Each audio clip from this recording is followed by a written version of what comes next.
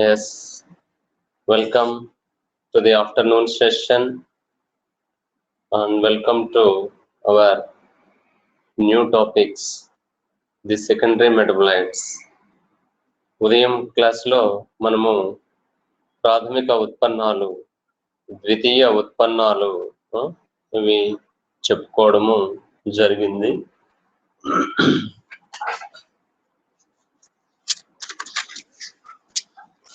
ప్రాథమిక ఉత్పన్నాలు మొక్కల్లో ప్రారంభ దశలో నుంచి కూడా ఏర్పడతాయి అని,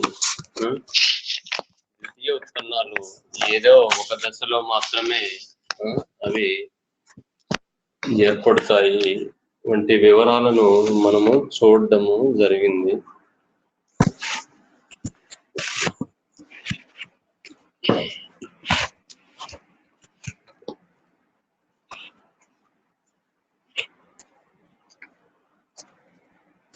వాటి విధులు ఏ విధంగా ఉంటాయి ఇవన్నీ కూడా మనము ఉదయము గమనించాము క్లాస్ లో. రైట్, ఇప్పుడు మనము ఒక్కొక్క రకాలైనటువంటి ద్వితీయ ఉత్పన్నాలను గురించి మనము చూద్దాం. మనకు ఎన్నో రకాలైనటువంటి ద్వితీయ ఉత్పన్నాలు ఉన్నాయన్నమాట. వాటిల్లో ఆల్కలాయిడ్లు, టెర్పినాయిడ్లు, ఫినాల్స్, స్టిరాయిడ్లు, సపానిన్లు, టానిన్లు, జిగురులు, ఇలాగా రకరకాలైనటువంటి ద్వితీయ ఉత్పన్నాలు మనకు ఉన్నాయి. ముందుగా మనం వేటి గురించి తెలుసుకుందాము అంటే ఆల్కలాయిడ్ల గురించి తెలుసుకుందాం. మీకు ఆల్కలాయిడ్లు అనేటువంటివి ఎస్ఏ క్వశ్చన్ కు ఇంపార్టెంట్. ఆల్కలాయిడ్ల యొక్క నిష్కర్షణ, వాటిని ఎలా మొక్క నుంచి వేరు చేస్తాము, ఎక్స్ట్రాక్షన్ ఆఫ్ ఆల్కలాయిడ్స్ అంటాం. ఏ విధంగా వాటిని మొక్కల్లో ఉండే భాగాల నుంచి వేరు చేస్తాము.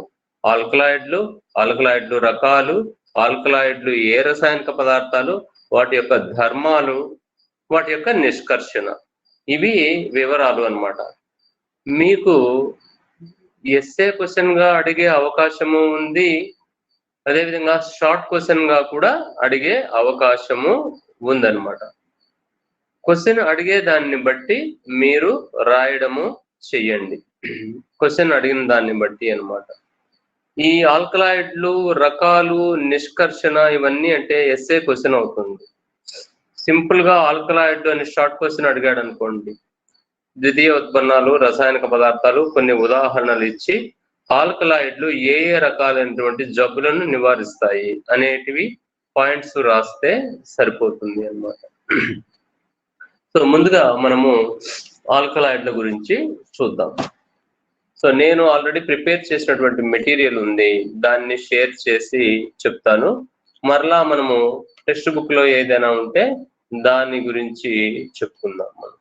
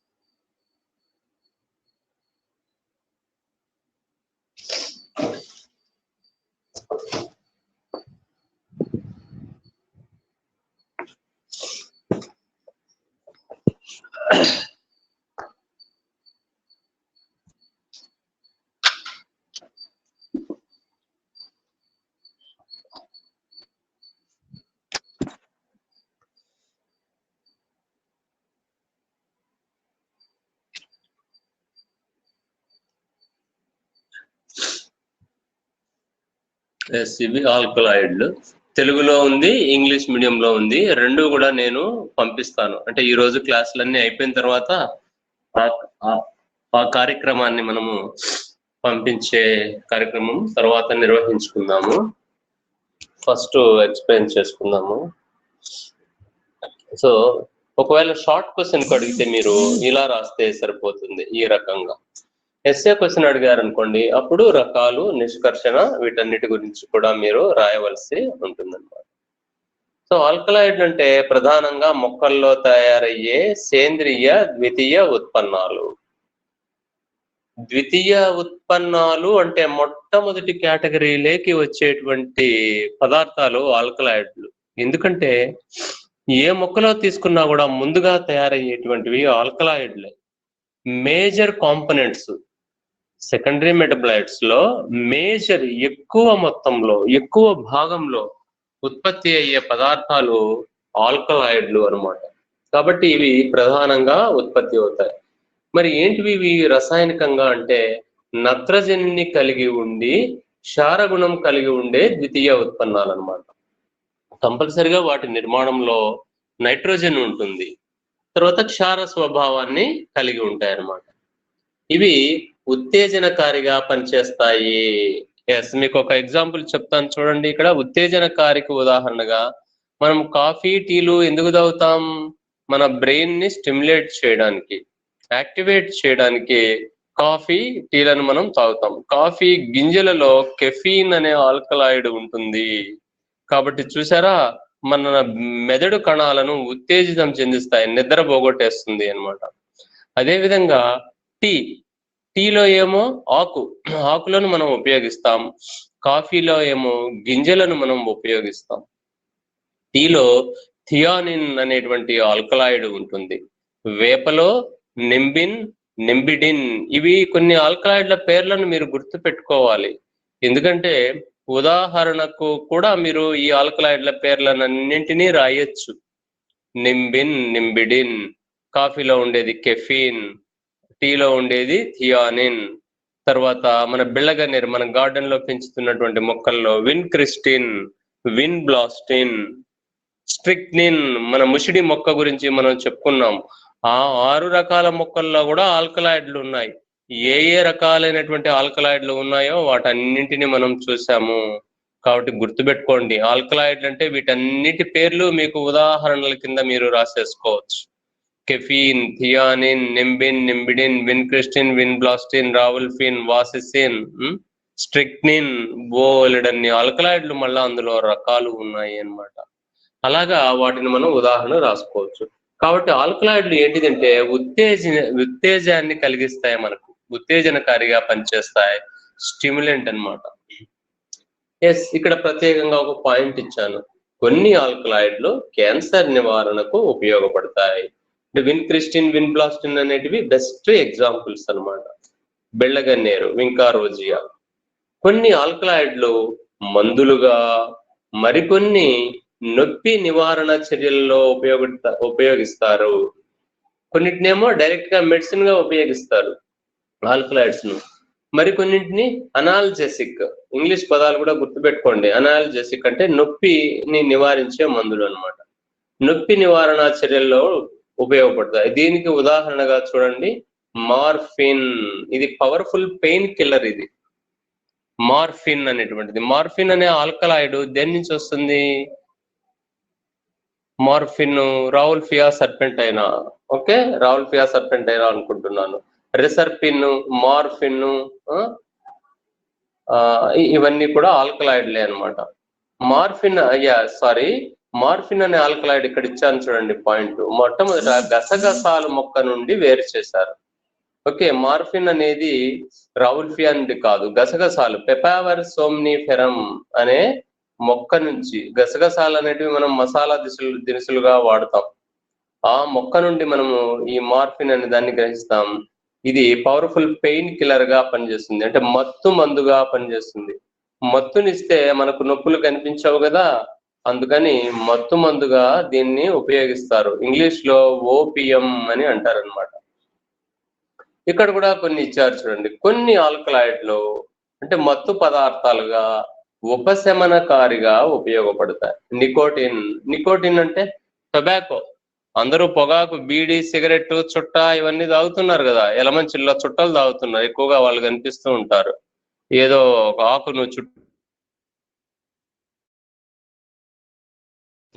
డైరెక్ట్ గా ఆకుతున్నారు. ఎందుకు? మత్తు, ఉపశమనాన్ని ఇస్తాయి అన్నమాట. అవి మత్తును కలుగజేస్తాయి అన్నమాట. అది పొగాకు. పొగాకులో ఉండే ఆల్కలాయిడ్ నికోటిన్. మనకు ఎన్ని ఆల్కలాయిడ్ల పేర్లు వచ్చేసాయో బోలెడన్ని ఆల్కలాయిడ్లు వచ్చాయి. వీటన్నింటినీ కూడా మీరు రాసుకోవచ్చు. అదే విధంగా కెఫీన్, క్వినైన్ అనేది సింకోనా అనే మొక్క నుండి క్వినైన్ అనే ఆల్కలాయిడ్ లభిస్తుంది అన్నమాట. తర్వాత కొకెయిన్ అనే ఆల్కలాయిడ్ అన్నమాట. ఈ కొకెయిన్ అనే ఆల్కలాయిడ్ ను కూడా మనము ఈ మత్తు పదార్థాలుగా ఉపయోగిస్తారు. మనం అప్పుడప్పుడు న్యూస్ లో కూడా చూస్తూ ఉంటాం, స్పోర్ట్స్ పర్సన్స్ వీళ్ళు కొకెయిన్ తీసుకున్నారంట. కొకెయిన్ తర్వాత స్కూళ్లలో, కాలేజీలలో, హైదరాబాద్ లో డ్రగ్ మాఫియా అంటాం కదా, ఈ మత్తు పదార్థాలకు బానిస అవడం అనమాట. అంటే ఒకసారి ఈ మత్తు పదార్థాలను తీసుకుంటే మరలా కావాలి అని అనిపిస్తాయి. అట్లనే సిగరెట్ తాగేవాళ్ళు, గుట్కా, తర్వాత ఇదేంటిది మందు, ఆల్కహాల్ తాగేవాళ్ళు ఒకసారి వాళ్ళు తాగారంటే ఇంకా దానికి అలవాటు పడతారనమాట. నా మత్తు పదార్థానికి పదే కావాలి అని మనస్సు కోరుతుంది ఆ మత్తు పదార్థాన్ని. కాబట్టి వాటిని ముందుగానే మనము వాటి జోలికి పోకుండా మనము జాగ్రత్తగా ఉండాలి, నివారించుకోవాలి. అటువంటి మత్తు పదార్థాలు అనమాట ఇవి. కొకెయిన్ అనే పేరు కూడా మనం విన్నాం ఆ రకంగా వార్తల్లో. ఇలా అన్ని ఆల్కలాయిడ్లు కూడా ఎలా ఉంటాయంటే రుచికి చేదుగా ఉంటాయన్నమాట. తర్వాత మలేరియా వ్యాధి నివారణకు కూడా ఉపయోగపడతాయి. ఇక్కడ ఇంకొక వ్యాధిని ఇచ్చాను నేను ఉదాహరణకు. క్వినైన్ అనే ఆల్కలాయిడ్ మలేరియా వ్యాధిని నివారించడానికి, విన్బ్లాస్టిన్ అనే ఆల్కలాయిడ్ క్యాన్సర్ నివారణకు, ఉత్తేజనకారిగా పనిచేసేటువంటి ఆల్కలాయిడ్లు కెఫీను, నికోటిన్, క్వినైన్ వంటిది. మలేరియా వ్యాధి నివారణకు క్వినైన్. ఈ విధంగా రకరకాల వ్యాధుల నివారణలో ఈ ఆల్కలాయిడ్లను మనము ఉపయోగిస్తాము. సో ఇది మీకు ఆల్కలాయిడ్ల గురించి రాయండి అని సింపుల్ గా సబ్హెడింగ్ ఇచ్చాడు అనుకోండి, 5 మార్కుల ప్రశ్నగా మీరు ఈ 9 పాయింట్లు రాయొచ్చు. ఇంకా ఏవైనా మీరు నేర్చుకుంటే బుక్ లో నుంచి చూసి నేను సింపుల్ గా మీకు ఉపయోగపడేటట్లుగా బాగా నేర్చుకునే విధంగా ఈజీగా నేను మీకు అలా నోట్స్ ప్రిపేర్ చేయడము జరిగింది అన్నమాట. మీరు అదనంగా కూడా ఏవైనా పాయింట్స్ అవి ఉంటే రాసుకోవచ్చు. మీరు కూడా అదనంగా కూడా రాయొచ్చు. ఏవో నేను రాసినటివి అనే కాకుండా మీరు అదనంగా కూడా చేర్చుకోవచ్చు. ఇప్పుడు మనము మీ పుస్తకంలో ఎలా ఎస్సే క్వశ్చన్ గా ఇచ్చాడు మీ పుస్తకంలో అన్నమాట. దాన్ని గురించి కూడా మనము ఒకసారి పుస్తకం చూసి కూడా మనం చెప్పుకుంటాం. చెప్పాను కదా, ఇందులో మనకు అర్థం కావడము అంటూ ఏమీ ఉండదు ఇందులో. ఎందుకు? నాలెడ్జ్ ప్రశ్నలు కాబట్టి. ఆల్కలాయిడ్లు అంటే ఆల్కలాయిడ్ల గురించే రాయాలి కానీ వేరే వాటి గురించి రాయకూడదు. అంటే మనం ఏం చేయాలి, ఎప్పుడు కూడా కొన్ని ఆల్కలాయిడ్ల పేర్లను గుర్తుపెట్టుకోవాలి, వాటి ధర్మాలను గుర్తుపెట్టుకోవాలి, రకాలను గుర్తుపెట్టుకోవాలి, కొన్ని జబ్బుల పేర్లను రాసి ఆ జబ్బుల నివారణకు ఈ ఆల్కలాయిడ్లను ఉపయోగిస్తాము అని మనము అలా నేర్చుకుంటే సరిపోతుంది. చాలా ఈజీ అన్నమాట. ఇవి కష్టమైంది ఏమీ కాదు. ఈ టాపిక్స్ అన్ని కూడా మనము పాయింట్లను చదివి అర్థం చేసుకోగలిగినటువంటి పాయింట్లు. కాకపోతే ఒకసారి మీకు వివరణ ఇస్తే ఇంకా బాగా అర్థమవుతుంది. రైట్. సో ఇక్కడ మనకు అందుకనే నాలెడ్జ్ టైప్ క్వశ్చన్స్ అని దీన్ని నేను చెప్పడం జరుగుతుంది. ఈ ఫార్మకాగ్నసీ పేపర్ అంతా నాలెడ్జ్ టైప్ క్వశ్చన్సే. కాబట్టి మీరు ఏం చేయాలి అంటే బాగా బైహార్ట్ చేయాలి, బాగా గుర్తు పెట్టుకునేటువంటి ప్రయత్నం చేయాలి నాలెడ్జ్ ప్రశ్నలు. కాబట్టి ఇక్కడ గమనిస్తే నేను ఈ నోట్స్ కూడా నేను మీకు స్కాన్ తీసి పెడతాను. అందరి దగ్గర ఉందా పుస్తకము? క్లస్టర్ స్టూడెంట్స్ రెస్పాండ్ అవ్వండి. లేదు సార్, ఉందా? తీసుకోలేదు సార్. ఇంకా తీసుకోలేదా? ఓకే ఓకే, నేను పంపిస్తాను, నేను షేర్ చేస్తానులేండి. ఇది మెటీరియల్ అంతవరకు చదువుకోవాలి కాబట్టి మీకు అవసరం కాబట్టి నేను పంపిస్తాను. కానీ రెఫరెన్స్ గా మీ దగ్గర ఏదో ఒక పుస్తకం అంటూ ఉండాలి మీరు చదువుకోవడానికి. ఓకే, ఎనీహౌ నేను స్కాన్ చేసింది తర్వాత నేను స్వయంగా నా ప్రిపరేషన్ లో చేసింది నేను మీకు పెడతాను, అవి మీకు ఉపయోగపడతాయి. రైట్. ఇప్పుడు మనం ఒక్కొక్క దాని గురించి చూద్దాం.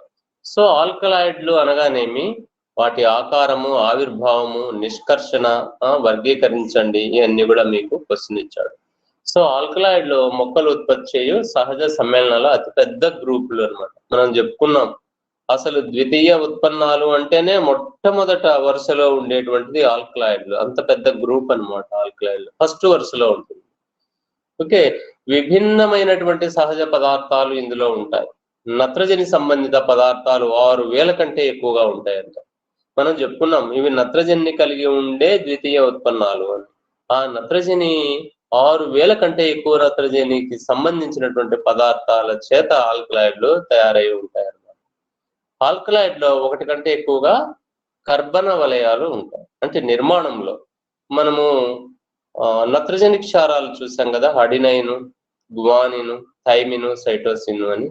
అందులో వలయాలు ఉంటాయి కదా, ఆ రకంగా ఇందులో కూడా నిర్మాణాన్ని చూస్తే ఒకటి కంటే ఎక్కువ కార్బన్ కు సంబంధించినటువంటి వలయాలు ఇందులో ఉంటాయన్నమాట. ప్రతి వలయంలో కూడా ఖచ్చితంగా ఒక నైట్రోజన్ పరమాణువు ఉంటుంది.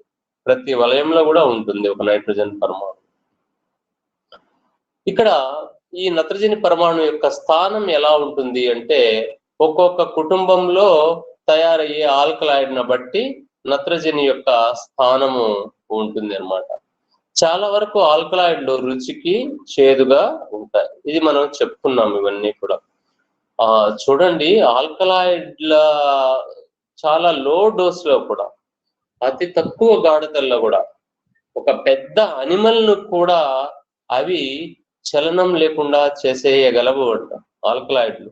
చిన్న డోస్ ఇచ్చాము అనుకోండి, వాటిని పడుకోబెట్టేయచ్చు, కూర్చోబెట్టేయచ్చు అన్నమాట. అంటే ఫర్ ఎగ్జాంపుల్ మామూలుగా బలమైన పెద్ద జంతువు ఏంటిది అంటే ఏనుగు పెద్ద జంతువు, బలమైంది. అదేవిధంగా ఖడ్గమృగం, రైనోసరాస్ అంటాం, అది కూడా బలమైనదే కదా ఖడ్గమృగము అనేటువంటిది. వాటికి గిన చిన్న డోసు ఆల్కలాయిడ్ ఇచ్చినా కూడా గమ్మున ఉండిపోతాయంట. అవి ఏ చలనం లేకుండా చేయవచ్చు మనం ఈ ఆల్కలాయిడ్లను ఉపయోగించి. అంత పవర్ఫుల్ అని చెప్పడానికి ఆ ఏనుగు, ఆ ఖడ్గమృగం వంటి జంతువులను కూడా ఇక్కడ ఇంక్లూడ్ చేయడం జరిగింది అన్నమాట. మరి ఆల్కలాయిడ్లు ఎలా ఎలా ఉపయోగిస్తారు, ఏ ఏ జబ్బులకు ఉపయోగిస్తారు అంటే ఫార్మకలాజికల్ క్రియలలో అంటే మీకు ఇచ్చిన పాయింట్లు చెప్తున్నా. అనాల్జెసిక్, ఇంగ్లీష్ పదము అనాల్జెసిక్ అన్నాడు అంటే పెయిన్ కిల్లర్, నొప్పి నివారణి. అనాల్జెసిక్ అంటే మీరు ఈ 4 పదాలు 5 పదాలు గుర్తుపెట్టుకుంటే రాసేయచ్చమ్మా. పాయింట్లు చాలా సులభంగా రాసేయచ్చు మనం. ఈ పేపరు, ఈ ఫార్మకాగ్నసీ పేపర్ అంత ఈజీ అన్నమాట. ఎందుకంటే దాదాపు అన్ని ద్వితీయ ఉత్పన్నాలు ఇవే జబ్బులను నివారిస్తాయి. ఆల్కలాయిడ్లైనా సరే, టెర్పినాయిడ్లైనా సరే, స్టిరాయిడ్లైనా సరే దాదాపు ఈ జబ్బులనే నివారిస్తాయి. అర్థమైందా? కాబట్టి మీరు జబ్బుల పేర్లు, ఆ రసాయన పేర్లను బాగా మీరు గుర్తు పెట్టుకోవాలి అన్నమాట. కాబట్టి అనాల్జెసిక్ గా, నొప్పి నివారణగా ఉపయోగపడతాయి ఆల్కలాయిడ్లు. యాంటీ మలేరియల్, మలేరియా వ్యాధి నివారణకు, పాత రోజుల నుంచి మలేరియా వ్యాధి నివారణకు ఉపయోగించే ఆల్కలాయిడ్ క్వినైన్. క్వినైన్ అనే ఆల్కలాయిడ్ సింకోనా అఫిసినాలిస్. ఈ మధ్య కరోనాకు కూడా హైడ్రాక్సీ క్లోరోక్విన్ బిళ్ళలను మన వాళ్ళు సప్లై చేశారు అమెరికాకు కూడా. క్లోరోక్విన్ బిళ్ళలు, ఆ క్లోరోక్విన్ అనేది కూడా ఆల్కలాయిడే. అర్థమైందా? హైడ్రాక్సీ క్లోరోక్విన్ అంటారు అనమాట. కాబట్టి యాంటీ మలేరియా, యాంటీ స్పాస్మోడిక్ అంటే కండరాలు పట్టేసి ఉంటాయి కదా, కండరాలు నొప్పి బిగుసుకొని పోవడం అనమాట. అలా వాటిని తొలగించడం, ఆ సమస్యను తొలగించడము వంటి వ్యాధులను ఈ ఆల్కలాయిడ్లను ఉపయోగించి మనము నివారించుకోవచ్చు. అంతేకాకుండా అవే కాకుండా హైపర్ టెన్షన్. హైపర్ టెన్షన్ అంటే ఏంటిదమ్మా? హై బీపీ అనమాట. ఏంటిదో కాదు, హై బీపీ ఉండడం, బ్లడ్ ప్రెషర్. తర్వాత మెంటల్ డిజార్డర్స్, మానసిక సంబంధమైనటువంటి వ్యాధులు కూడా నివారించేటువంటి ఆల్కలాయిడ్లు ఉన్నాయి. తర్వాత కణుతులు, కణుతులు అంటే ట్యూమర్స్ అని అన్నాడు ఇక్కడ ఇంగ్లీష్ లో. మరి కణుతులు అంటే ఏంటివి? క్యాన్సరే, క్యాన్సర్ గడ్డలు కణుతులు అని అంటాం. అర్థమైందా? ఈ క్యాన్సర్ గడ్డల నివారణకు కూడా మనము ఆల్కలాయిడ్లను మందులుగా ఉపయోగిస్తాం అన్నమాట. కాబట్టి అదే చెప్పాను నేను, కొన్ని ఒక 10 జబ్బుల పేర్లను గుర్తుపెట్టుకొని ఆల్కలాయిడ్ల పేర్లను గుర్తుపెట్టుకుంటే చాలు, ఇదంతా కూడా మనము అంత సులభంగా రాసేయచ్చు అనమాట. మెంటల్ డిజార్డర్స్, మానసికంగా ఏవైనా లోపాలు ఉంటే అవి, తర్వాత కణుతులు మందులుగా పనిచేస్తాయి అన్నమాట. కణుతులకు ఈ ఆల్కలాయిడ్లు. మొక్కల్లో తయారయ్యే ఆల్కలాయిడ్లు జలాభావ పరిస్థితుల్లో పెరిగే మొక్కల్లో రక్షక తంత్రకాలుగా పనిచేసి జంతువులు మేయకుండా అలాగే కీటకాల బారిన పడకుండా ఆపుతాయి. ఇది మొట్టమొదటి పాయింట్ మనం చెప్పుకున్నాం మొదటి క్లాస్ లో. అసలు ఆల్కలాయిడ్లు, అసలు ఏ ద్వితీయ ఉత్పన్నాలైనా సరే, ఆల్కలాయిడ్లే కాదు, ఏ ద్వితీయ ఉత్పన్నాలైనా సరే మొట్టమొదటి పాత్ర ఏంటిది? మొక్కలను రక్షించడం. వేటి నుండి? జంతువుల బారి, జంతువులు కొన్ని మేయకుండా, తర్వాత కీటకాలు సూక్ష్మజీవులు ఆశించకుండా రక్షించుకోవడానికి మొక్కలు తయారు చేసుకుంటాయి అన్నమాట. ఇక్కడ ఆల్కలాయిడ్లను మనము చెప్పుకున్నాం అన్నమాట. ఆల్కలాయిడ్లు వర్గీకరణ. సో ఇది ఇంట్రడక్షన్ గా వాటి ధర్మాలు, ఇవన్నీ నిర్మాణము, ఇవన్నీ చెప్పుకున్నాం మనం ఆల్కలాయిడ్ల గురించి. తర్వాత ఆల్కలాయిడ్ల వర్గీకరణ విషయానికి వస్తే, ఆల్కలాయిడ్ల ఉత్పత్తి మరియు ఆకారాల ఆధారంగా వీటిని 3 రకాలుగా వర్గీకరించారు. 3 రకాలు ఏంటిదంటే, నిజమైన ఆల్కలాయిడ్లు, ట్రూ ఆల్కలాయిడ్స్ అంటాం. రెండవది ప్రోటో ఆల్కలాయిడ్లు లేదా పూర్వ ఆల్కలాయిడ్లు. ప్రోటో అంటే మొట్టమొదటి అని అర్థం. ఓకే, అది రెండవ రకము. మూడో రకం ఏంటిది అంటే సూడో ఆల్కలాయిడ్లు. సూడో అంటే ఏంటిది? మిథ్య అన్నమాట. అర్థమైందా? సూడో అంటే మిథ్య ఆల్కలాయిడ్లు. ఇలా 3 రకాలైనటువంటి ఆల్కలాయిడ్లు వర్గీకరణ మనము చేసుకున్నాం అన్నమాట. మరి నిజమైన ఆల్కలాయిడ్లు అంటే ఏంటిది అంటే, నిజమైన ఆల్కలాయిడ్లు స్వభావానికి విషపూరితాలుగా ఉంటాయి. విషపూరితాలు ఇవి. వీటిలో అమైనో ఆమ్లాల నుండి తయారైన హెట్రోసైక్లిక్ నైట్రోజన్ ఉంటుంది, ఎల్లప్పుడూ కూడా క్షార స్థితిని కలిగి ఉంటుంది. ఈ నిజ ఆల్కలాయిడ్లు సహజ మొక్కల్లో ఆర్గానిక్ ఆమ్లం యొక్క లవణాలుగా ఉంటాయి, ఇవి నీటిలో కరుగుతాయి. అంటే సహజంగా మొక్కల్లో సేంద్రియ ఆమ్లాలు బోలెడన్ని ఉంటాయన్నమాట. ఆ సేంద్రియ ఆమ్లం యొక్క లవణాలుగా ఈ ఆల్కలాయిడ్లు ఉంటాయి. అర్థం? ఇప్పుడు లవణము అంటే సోడియం క్లోరైడ్ ఉంది కదా, సోడియం క్లోరైడ్. ఓకే, అలాగా లవణాల రూపంలో ఈ ఆమ్లాలతో కలిసి నిజ ఆల్కలాయిడ్లు, ఓకే, అలా లవణాల రూపంలో ఉంటాయి, స్ఫటికాల లవణాల రూపంలో ఉంటాయి. కాబట్టి అవి నీటిలో కరుగుతాయి అన్నమాట. ఈ నిజమైనటువంటి ఆల్కలాయిడ్లు తెల్లని ఘన పదార్థంగా వేరు చేయబడతాయి. ప్రెసిపిటేట్, మీరు కెమిస్ట్రీ ల్యాబ్ లో ఎక్స్పెరిమెంట్ చేసేటప్పుడు అవక్షేపం, తెల్లని అవక్షేపము, నీలం రంగు అవక్షేపము అని చదువుంటారు. ఇవి కూడా ప్రయోగశాలల్లో మనం దీనికి ప్రయోగాలు చేస్తే తెల్లని ఘన పదార్థంగా, అవక్షేపంగా ఇవి ఏర్పడతాయి అన్నమాట. పొగాకు సంబంధ ఆల్కలాయిడ్లు నికోటిన్ గోధుమ వర్ణంలో ద్రవ స్థితిలో ఉంటుంది. నికోటిన్ ఉంది కదా, నికోటిన్ ఎక్కడ ఉంటుంది? ఏ మొక్కల్లో? పొగాకు మొక్కలో. Nicotiana tabacum. బాగా గుర్తుపెట్టుకోండి, ఆల్కలాయిడ్ యొక్క పేరు మొక్క శాస్త్రీయ నామము నుండే వస్తుంది. అడతోడా వాసికా vasicine, coffee caffeine, tea theanine, cinchona quinine, నికోటియానా టబాకం పొగాకు నికోటిన్, అడతోడా వాసికా వాసిసిన్, ముషిడి స్ట్రిక్నాస్ నక్స్వామికా స్ట్రిక్నిన్. చూసారా, చాలా వరకు శాస్త్రీయ నామాల నుండే మనకు ఈ ఆల్కలాయిడ్ల యొక్క పేరును పెట్టడము జరిగింది అన్నమాట. కాబట్టి ఎక్కువగా తెల్లని ఘన పదార్థంలో ఉంటాయి అన్నమాట ఆల్కలాయిడ్లు. కానీ పొగాకు సంబంధ ఆల్కలాయిడ్లు గోధుమ వర్ణంలో కనిపించి ద్రవ స్థితిలో ఉంటాయన్నమాట. ఇక్కడ నిజ ఆల్కలాయిడ్లకు ఉదాహరణ ఇవ్వడం జరిగింది. L ornithine, lysine, phenylalanine, tyrosine, tryptophan, ఇవన్నీ కూడా ఏంటిది అంటే ఆమ్లాల నుండి ఉత్పత్తి అవుతాయి. ఇవన్నీ అమైనో ఆమ్లాలు. ఈ అమైనో ఆమ్లాల నుండే నిజమైన ఆల్కలాయిడ్లు ఉత్పత్తి అవుతాయి. వీటికి ఉదాహరణ కాల్చిసిన్. ఈ నిజమైన ఆల్కలాయిడ్లకు ఉదాహరణ కాల్చిసిన్. కాల్చిసిన్ ఏ మొక్క నుండి లభిస్తుంది? ఎవరికైనా తెలుసా? కాల్చిసిన్ ఇంటర్మీడియట్ లో చదువుంటారు మీరు. కాల్చికమ్ ఆటంనేల్. కాల్చికమ్ ఆటంనేల్ అనే మొక్క నుండి కాల్చిసిన్ అనే ఆల్కలాయిడ్ లభిస్తుంది.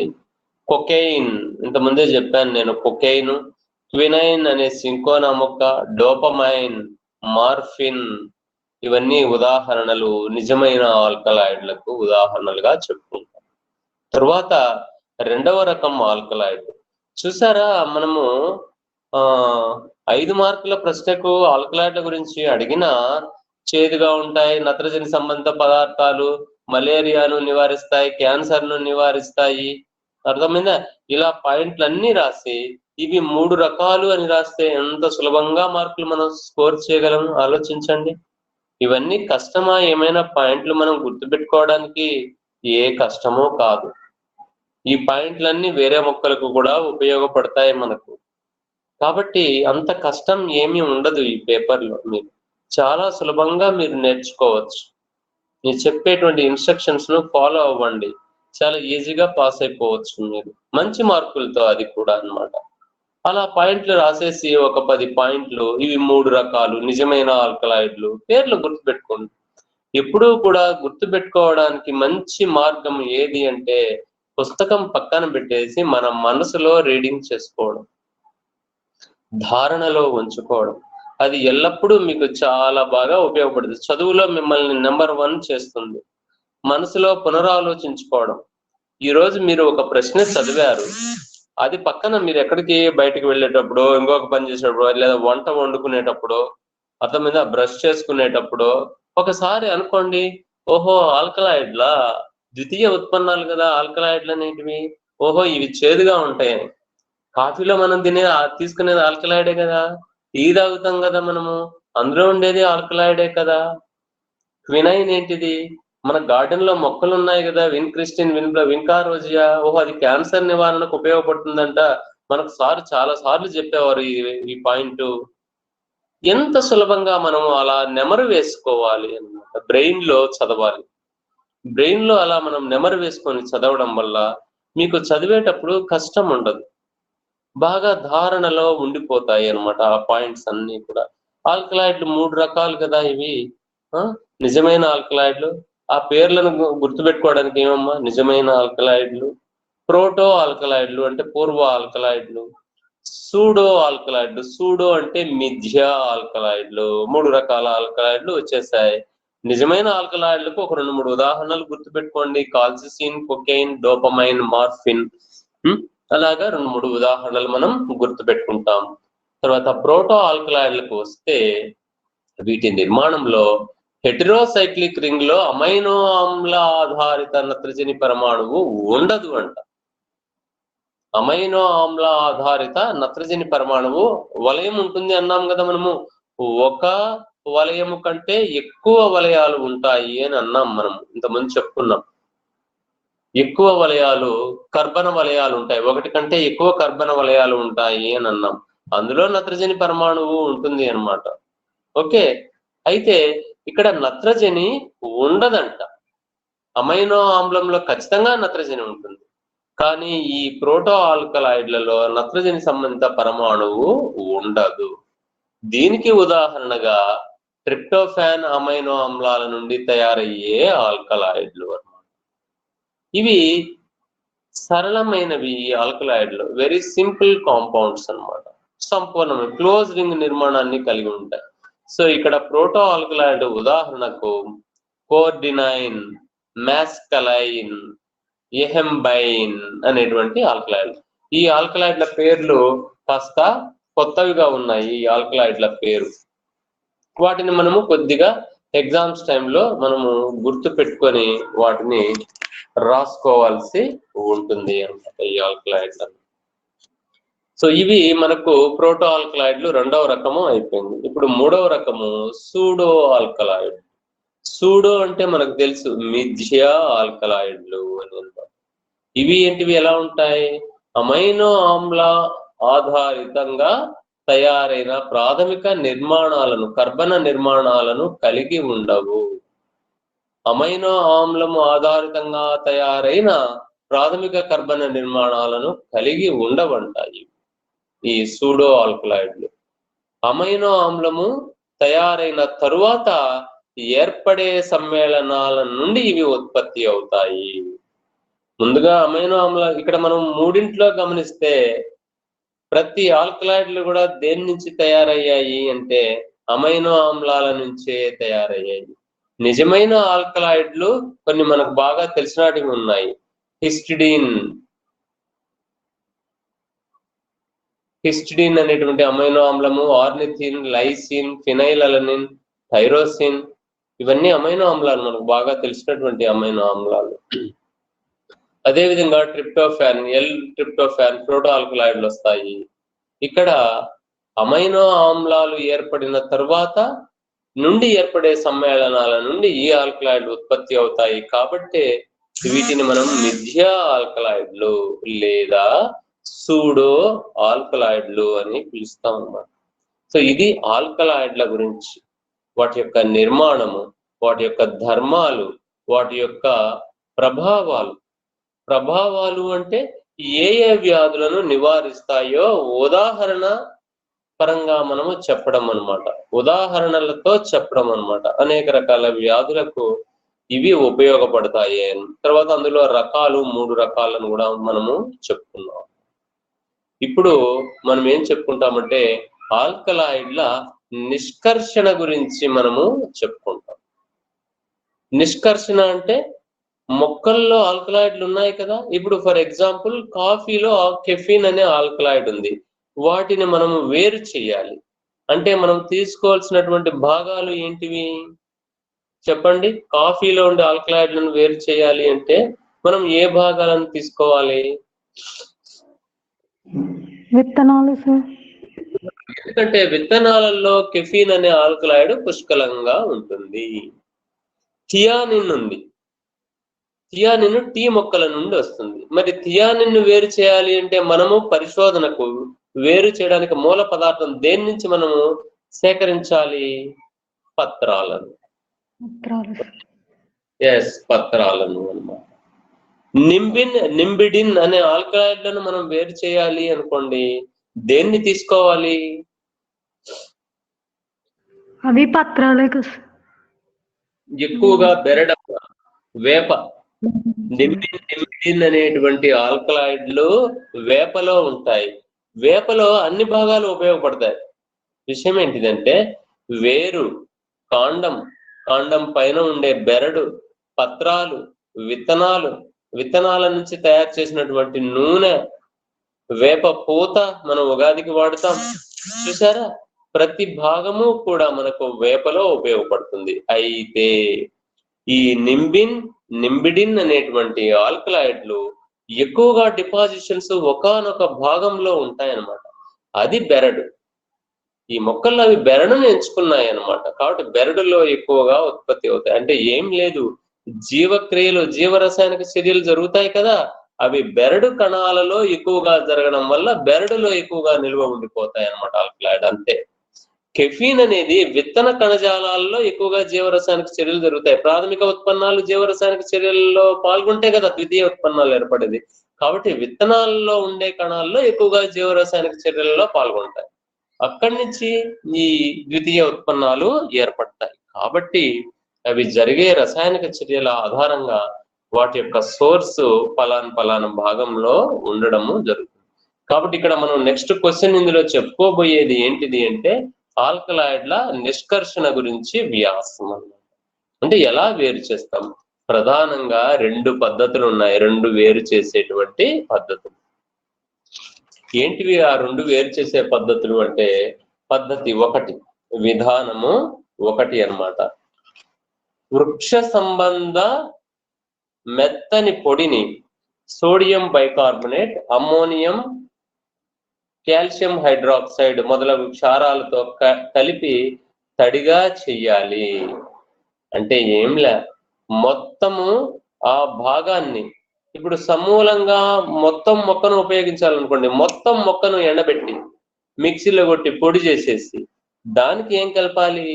సోడియం బైకార్బోనేట్, అమ్మోనియము, కాల్షియం హైడ్రాక్సైడ్, ఈ రసాయనాలను కలిపి తడిగా చేయాలి. ఇలా చేయడం వల్ల ఏమవుతుంది అంటే క్షార పదార్థాలు, అంటే ఇవి క్షారాలు కదా, హైడ్రాక్సైడ్ అంటే sodium bicarbonate, ammonium, calcium hydroxide క్షారాలు ఇవి కదా. ఈ క్షార పదార్థాలు ఏం చేస్తాయంటే వృక్ష పొడిలో ఉండే టానిన్లను, ఫినాల్ పదార్థాలను ఇతర ఆమ్లాలతో చర్య జరిపి ఆల్కలాయిడ్లను వేరు చేస్తాయి. మనకు ఆల్కలాయిడ్లతో పాటు ఇతర ద్వితీయ ఉత్పన్నాలు కూడా ఉన్నాయి. ఇతర ద్వితీయ ఉత్పన్నాలు ఏంటివి? టానిన్లు, ఫినాల్స్. అర్థమైందా? ఇప్పుడు ఈ క్షారాలు ఏం చేస్తాయి అంటే ఇతర ఆల్కలాయిడ్లు అయినటువంటి ద్వితీయ ఉత్పన్నాలైనటువంటి టానిన్లు, ఫినాల్లతో కలవడం వల్ల ఏమవుతాయి? ఆటోమేటిక్ గా ఆల్కలాయిడ్లు వేరు చేయబడతాయి అన్నమాట. అంటే బియ్యంలో రాళ్ళు ఉన్నాయి అనుకోండి, బియ్యాన్ని ఏరుతామా, రాళ్లను ఏరుతామా? మనకు కావాల్సింది ఏంటివి? బియ్యం కావాలి మనకు, అవునా? కానీ బియ్యంలో రాళ్ళు ఉన్నాయి, వేటిని వేరుతాం మనము? రాళ్ళను వేరుతాం సార్. ఏరి వేసి పక్కన పెట్టేస్తాం, ఇంకా మిగిలిపోయినటివి ఏంటివి? బియ్యమే కదా. అదే అన్నమాట ఇక్కడ కూడా. ఆల్కలాయిడ్లు ఉన్నాయి, ఆల్కలాయిడ్ ను అలా పక్కకు పోయేటట్లుగా వీటిని మనం వేరు చేసేస్తున్నాం అన్నమాట. మనకు అనవసరంగా ఉండే పదార్థాలైన టానిన్లు, ఫినాల్లను మనం వేరు చేస్తాం అన్నమాట. దీన్ని క్షారాలను కలిపి. ఇక్కడ క్షారాలు ఏంటివి? Sodium bicarbonate, ammonium, calcium hydroxide. తర్వాత స్టెప్ చూడండి. సో మొత్తం పొడిని క్షారాలతో కలపడం మొదటి స్టెప్, మొదటి పద్ధతులు. రెండో స్టెప్ ఏంటిది అంటే ఈథర్ లేదా పెట్రోలియం స్పిరిట్ వంటి కర్బన ద్రావణాలతో కొనసాగించాలి. తర్వాత విధానం అన్నమాట. ఈ కర్బన ద్రావణాల తర్వాత అక్వేస్ అంటే సజల ఆమ్లాలతో కలిసి షేకర్ అను పరికరంలో బాగా కలియబెట్టి కదపకుండా ఉంచాలి అన్నమాట. తర్వాత సేంద్రియ ఆమ్లాలతో కలుపుతాం. ఇది రెండో స్టెప్ లో ఏం చేస్తాము? ఈథరు లేదా పెట్రోలియంలో కలిపేస్తాం ఏది? ఆ పొడిని. ఆ తర్వాత స్టెప్ లో ఏం చేస్తాము? సజల ఆమ్లాలతో కలిపి బాగా కొనికల్ ఫ్లాస్క్ లో వేసామనుకోండి, బాగా తిప్పేసి మనం అలా పెట్టేస్తాం, బాగా షేక్ చేసేసి అలా వదిలిపెట్టేస్తాం, కదపకుండా అన్నమాట. అప్పుడు ఈ ఆల్కలాయిడ్ లవణాలు నీటితో కూడా కలిసి ఉంటాయి, మిగిలిన పదార్థాలన్నీ కూడా కర్బన ద్రావితంలోకి చేరుతాయి. అంటే ఆల్కలాయిడ్లు నీటిలో కరుగుతాయి కాబట్టి నీటిలో కలిసి ఉంటాయి.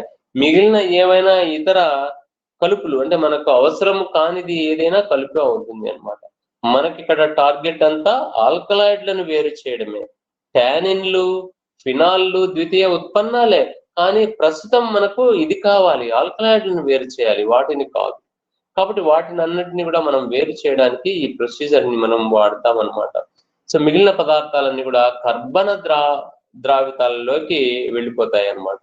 సో ఇది ఒక పద్ధతి. మూడు స్టెప్స్ అమ్మా, మూడు స్టెప్స్ మళ్ళీ చెప్తున్నాను నేను. సోడియం బైకార్బోనేటు, తర్వాత అమ్మోనియము, కాల్షియం హైడ్రాక్సైడ్ తో పొడిని ట్రీట్మెంట్ చేయడం, కలిపేయడం. తర్వాత ఏం చేయాలి? ఇవి టానిన్లు ఇవన్నీ కూడా వేరైపోతాయి. తర్వాత ఈథరు, పెట్రోలియం సేంద్రియ ద్రావణులు అన్నమాట. ఈథరు, పెట్రోలియం అంటే సేంద్రియ ద్రావణులు. వాటిలో ట్రీట్మెంట్ అయిపోయిన తర్వాత సేంద్రియ ఆమ్లాలతో, కర్బన ఆమ్లాలతో కలపాలి. అప్పుడు ఏమవుతాయి అంటే నీటితో ఇవి వేరైపోతాయి ఆల్కలాయిడ్లు. మిగిలిన ఏ పదార్థాలు ఉన్నా ఈ కర్బన ద్రావణంలో కరిగిపోయి వేరైపోతాయి అన్నమాట. అలాగా మనము ఆల్కలాయిడ్లను సపరేట్ చేసుకుంటాం. తరువాత ఇంకొక పద్ధతి, ఇది పద్ధతి 2 అన్నమాట.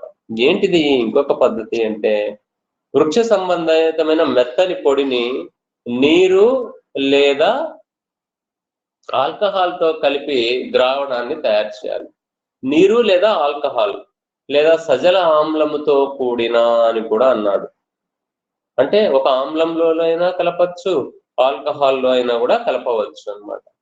తర్వాత స్టెప్ ఏం చేయాలి అంటే ద్రావణానికి క్లోరోఫాము లేదా ఇతర కర్బన ద్రావణాలను కలిపి షేక్ చేయాలి. మొదటి స్టెప్ ఏం చేశాడు? సజల ఆమ్లము లేదా సజల ఆల్కహాల్లో కలిపాడు మొక్క యొక్క మెత్తని పొడిని. రెండో స్టెప్ లో ఏం చేశాడు? సేంద్రియ ద్రావణులనే వాడాడు. సేంద్రియ ద్రావణులు ఏమవుతాయి? ఈథరు, పెట్రోలియము, అసిటోను, క్లోరోఫాము, ఇవన్నీ కూడా ఆర్గానిక్ సాల్వెంట్స్. అవి వీటిలో కూడా కొన్ని పదార్థాలు కరుగుతాయి. అర్థమైందా? రెండో స్టెప్ లో ఇవి వేస్తామన్నమాట. మనము కలిపేసి బాగా షేక్ చేస్తామన్నమాట. ఇందువల్ల మనకు ఏవైనా అనవసరం వృధా వ్యర్థ పదార్థాలు ఉంటే వర్ణ ద్రవ్యాలను వీటన్నిటిని కూడా వేరు చేస్తాం మొక్క భాగం నుండి. ఈ ప్రాసెస్ వల్ల మొత్తం వాటిని వేరు చేసేస్తాం. ఇప్పుడు మిగిలిన ద్రావణంలో సోడియం బైకార్బోనేటు, అమ్మోనియాలు అధిక మొత్తంలో కలపడం వల్ల ఇక్కడ ఏంటిది గమనించండి. మొదటి విధానంలో మొట్టమొదటనే హైడ్రాక్సైడ్లను కలిపారు, సోడియం క్షారాలను కలిపాడు. అంటే sodium bicarbonate, ammonium, calcium hydroxide ను మొట్టమొదటి స్టెప్ లో కలిపి తర్వాత సేంద్రియ ద్రావణాలను కలిపారు. కానీ రెండవ పద్ధతిలో ఏం చేశాడు? ముందుగా సేంద్రియ ద్రావణంలో కలిపాడు, చివరిగా క్షారాలను ఉపయోగించాడు. అంతే. కీలకమైనటువంటి పాయింట్లు మనకు అంత ఈజీగా వచ్చేసాయి అన్నమాట. అర్థమైందా? సో ఇక్కడ చివరి స్టెప్ ఏంటిది అంటే సోడియం బైకార్బోనేటు, అమ్మోనియాలను కలపడం వల్ల అధిక మొత్తంలో ఉండే ఆల్కలాయిడ్లు అవక్షేపము ద్వారా వేరైపోతాయి అన్నమాట. ఇప్పుడు దాన్ని వడపోత పోసి మనం కావాల్సినటువంటి ఆల్కలాయిడ్లను మనము వేరు చేసుకోవచ్చు అన్నమాట. సరే, ఈ పద్ధతి ద్వారా నికోటిన్, కోడైన్ వంటి బాష్పశీల ద్రవరూప ఆల్కలాయిడ్లను కూడా మనము ఈ పద్ధతి ద్వారా వేరు చేయవచ్చు. తర్వాత వీటి కొరకు డిస్టిలేషన్ పద్ధతిని అవలంబించవలసి కూడా ఉంటుంది అన్నమాట. డిస్టిలేషన్ అంటే ఆవిరి పట్టే పద్ధతి అన్నమాట. వేడి చేయడానికి ఆవిరి పడతాం కదా, ఆ స్టీమ్ డిస్టిలేషన్ అంటాం. ఆ పద్ధతి ద్వారా కూడా మనం దీన్ని అప్లై చేయవలసి ఉంటుంది అన్నమాట. సో ఇది మనకు ఆల్కలాయిడ్ల యొక్క నిర్మాణము. అర్థమైందా? ఆల్కలాయిడ్ల యొక్క ధర్మాలు, ఆల్కలాయిడ్లు ఏ రకాలైనటువంటి జబ్బుల నివారణకు మనము ఉపయోగిస్తాము, ఆల్కలాయిడ్లు రకాలు ఏంటివి? 3 రకాలు: నిజ ఆల్కలాయిడ్లు, ప్రోటో ఆల్కలాయిడ్లు, మిథ్య ఆల్కలాయిడ్లు, వాటిని సూడో ఆల్కలాయిడ్లు అని కూడా అంటామన్నమాట. అలాగా మనం ఎంత ఈజీగా రాసుకోవచ్చు ఆల్కలాయిడ్ల గురించి. ఆ విధంగా రాసుకొని ఎస్సేగిన మీకు ఆల్కలాయిడ్ల నిష్కర్షణ గురించి రాయండి అంటే ఈ 4 ఆమ్లాలు, 4 సేంద్రియ ఆమ్లాలు, 4 సేంద్రియ ద్రావణాలు, క్షారాలు గుర్తుపెట్టుకుంటే ప్రొసీజర్ అయిపోయినట్లే. వేరు చేసే పద్ధతులు 2 పద్ధతులు. మొదటి పద్ధతిలో ఏమో ఫస్ట్ క్షారాలను కలుపుతాం, మళ్ళా ఆమ్లాలను కలుపుతాం, మళ్ళా సేంద్రియ ద్రావణులను కలుపుతాం. అంతే, అయిపోయింది. వేరైపోతాయి, అవక్షేపింపబడతాయి. దానికి రివర్స్ పద్ధతి రెండవ పద్ధతి. మొట్టమొదటే సేంద్రియ ద్రావణాలు కలుపుతాం, ఆల్కహాల్ లేదా క్లోరోఫామ్. అర్థమైందా? తర్వాత మనము చివరిగా క్షారాలను కలుపుతాం, సోడియం బైకార్బోనేటు, అదేవిధంగా అమ్మోనియము, కాల్షియం హైడ్రాక్సైడ్ వంటి క్షారాలను కలిపితే అవక్షేపీకరించబడతాయి ఈ ఆల్కలాయిడ్లన్నీ కూడా. మొదటి స్టెప్ లో సేంద్రియ ద్రావణాలను కలిపినప్పుడే అనవసర వ్యర్థ పదార్థాలన్నీ కూడా వేరైపోతాయి. అంతో ఇంతో ప్యూరిటీ ఆల్కలాయిడ్లు ప్యూర్ గా మనకు లభ్యమవుతాయి అన్నమాట. ఆ మిగిలిన ఇంప్యూరిటీస్ ను కూడా తీయడానికి చివరిగా మనము క్షారాలను కలిపివేస్తాం అన్నమాట. అప్పుడు మనకు ప్యూర్ స్వచ్ఛమైనటువంటి ఆల్కలాయిడ్లు వేరైపోతాయి. ఇది ఆల్కలాయిడ్లను మనము వేరు చేసేటువంటి విధానము అన్నమాట. ఇంకా ఎనీ డౌట్స్?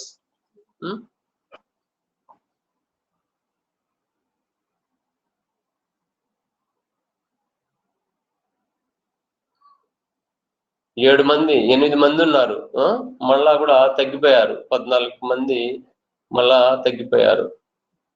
ఒకసారి అలాగే ఉండండి. రూమ్ లోకి ఎవరైనా వచ్చారో చూస్తాను. ఐ మీన్ స్టూడెంట్స్ ఎవరైనా పర్మిషన్ కొరకు వచ్చింటారు అక్కడికి. ఎస్, ఆల్కలాయిడ్ల ధర్మాలు, ఆల్కలాయిడ్లు రకాలు, ఆల్కలాయిడ్ల నిష్కర్షణ గురించి మనం ఒక టాపిక్ ని చెప్పుకున్నాం, ఒక ఎస్సేని. ఇప్పుడు ఇంకొక టాపిక్ ను కూడా మనము చెప్పుకుందాం. మరి ప్రతిసారి ద్వితీయ ఉత్పన్నాలే మనకు, ఇంకా వేరే ఆలోచనే లేదు మనకు. బోలెడన్ని ద్వితీయ ఉత్పన్నాలు ఉన్నాయి, సిలబస్ లో మనకు చేర్చారు. ఈ ద్వితీయ ఉత్పన్నాలన్నిటినీ కూడా మనము చూద్దాం అన్నమాట. ఓకే, ఇప్పుడు తర్వాత ద్వితీయ ఉత్పన్నాలు ఏంటివి అంటే టెర్పినాయిడ్లు. హెడింగ్ టెర్పినాయిడ్లు అన్నమాట. ఏంటివి టెర్పినాయిడ్ల గురించి తెలిపి వివిధ రకాల గురించి రాయండి. టెర్పిన్లు లేదా టెర్పినాయిడ్లు అన్నమాట.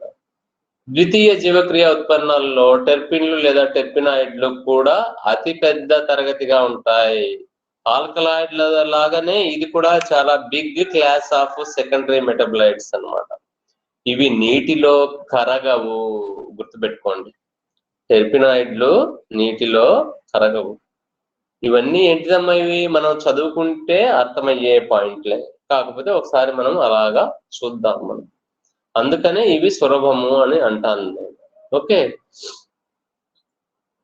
మరి ఈ టెర్పినాయిడ్లు ఎక్కడి నుంచి తయారవుతాయి అంటే మనకు అసిటైల్ కోయే అనేటువంటి పదార్థం పేరు వినే ఉంటారు మీరు. గ్లైకాలసిస్ లో చిట్ట చివరిగా పైరువిక్ ఆమ్లం వస్తుంది.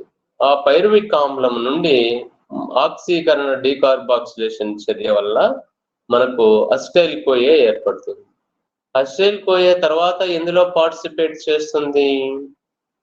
క్రెబ్స్ వలయంలో పాల్గొంటుంది. మీరు ఒకటి గుర్తుపెట్టుకోండి, ద్వితీయ ఉత్పన్నాలు అన్ని ఏర్పడడానికి మూల కారణం ఏంటిది అంటే అసిటైల్ కోయే. గుర్తుపెట్టుకోండి, చాలా కీలకమైనటువంటి పదార్థము అసిటైల్ కోయే అన్నమాట. నేను మీకు సెకండ్ ఇయర్ లో కూడా నేను మీకు చెప్పే ఉంటాను. నేను క్రెబ్స్ వలయము, గ్లైకాలసిస్ ఇవి చెప్పినప్పుడు అన్నమాట. శ్వాసక్రియలో భాగాలు గ్లైకాలసిస్ కానీ క్రెబ్స్ సైకిల్ కానీ.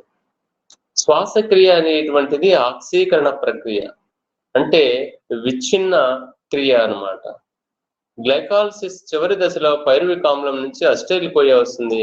కానీ ఈ అసిటైల్ కోయే అనేక ద్వితీయ ఉత్పన్నాల తయారీకి ఉపయోగపడుతుంది. విచ్ఛిన్న క్రియలో నిర్మాణ క్రియలు అన్నమాట. అందువల్ల రెండు రకాలుగా ఈ అసిటైల్ కోయే అనేది పాల్గొంటుంది. కాబట్టి యాంఫీబోలిక్ పాత్వే అని అంటారనమాట. యాంఫీబోలిక్ పాత్వే అంతటి ప్రాధాన్యత అసిటైల్ కోయే ఉంది అన్నమాట. Acetyl కోయే, right. కాబట్టి అసిటైల్ కోయే నుంచి ఇవి తయారవుతాయి అన్నమాట. మరి టెర్పిన్లన్నీ కూడా 5 కర్బన అణువులు కలిగినటువంటి సమ్మేళనాల నుంచి ఉద్భవిస్తాయి. 5 కర్బనాలు కలిగినటువంటి సమ్మేళనాల నుంచి ఇవి ఏర్పడతాయి అన్నమాట. ఐసోపెంటీన్ అనే అణు నిర్మాణాన్ని పోలి ఉంటాయి. ఐసోపెంటీన్ అని. తర్వాత ఇవి సహజంగా ఐసోప్రిన్ విభాగానికి చెందిన మోనోమర్లు. ఇవి కూడా విషపూరితాలే. మన ఆల్కలాయిడ్ లాగా టెర్పిన్లు కూడా విషపూరితాలు. ఇవి ఏం చేస్తాయి? మొక్కల పైన ఆహారం కోసం ఆధారపడే కీటకాలకు మరియు క్షీరదాలకు హాని చేస్తాయి. ఇప్పుడు పశువులు అన్ని మొక్కలను తినవు, కొన్ని మొక్కలనే తింటాయి. కొన్ని మొక్కలను ఎందుకు తినవు? ఆ మొక్కలు తమను తిననీయకుండా ఈ ద్వితీయ ఉత్పన్నాలు, విష పదార్థాలను తయారు చేసుకుంటాయి. గుర్తుపెట్టుకోండి, ఇవి విషపూరితాలు. విషమే మందుగా పనిచేస్తుంది. మరి ఇది విషం కదా, అవును. ఇప్పుడు ఆ విషాన్ని తింటే పశువులు ఏమవుతాయి? చచ్చిపోతాయి. అందుకని ఆ మొక్కల జోలికి పోవు ఏవి? పశువులు, జంతువులు. తద్వారా మొక్కలు రక్షింపబడుతున్నాయి. చూసారా టెక్నిక్, మెకానిజం ఎంత బాగా మొక్కలు అభివృద్ధి చేసుకున్నాయో? తమను తిననీయకుండా జంతువుల బారి నుండి రక్షించుకోవడానికి ఈ విష పదార్థాలను ఇవి తయారు చేసుకుంటాయి. ఇవి తక్కువ డోసులో ఉంటాయి అన్నమాట. అఫ్ కోర్స్ ఎక్కువ డోసులో తీసుకున్నాం అనుకోండి చచ్చిపోతారు, అవునా? ఏవైనా సరే ఎక్కువ డోసులో తీసుకుంటే విషం. అతి సర్వత్రా వర్జే. లడ్డు బాగా ఉంది కదా, తినడానికి తీయగా ఉందని ఒక 100 లడ్లు తిన్నామనుకో, 100 లడ్లు అక్కర్లే, 10 లడ్లు తింటే కూడా అయిపోతుంది. అర్థమైందా? అంతటి ప్రమాదకరం అన్నమాట. ఏదైనా సరే అతి మంచిది కాదు ఎందులో కూడా. అందుకే సంస్కృత శ్లోకం అతి సర్వత్రా వర్జయేత్ అని అంటారు. ఎల్లప్పుడూ అతి మంచిది కాదు. తక్కువ డోస్ లో ఏదైనా కూడా మందుగా పనిచేస్తుంది అన్నమాట. కాబట్టి ఇవి విష పదార్థాలు కీటకాలకు క్షీరదాలకు హాని చేస్తాయి అన్నమాట. టెర్పినాయిడ్లు వృక్షరాజ్యంలో వృక్షాలు చూపించే రక్షణ చర్యల్లో భాగంగా కనిపిస్తాయి.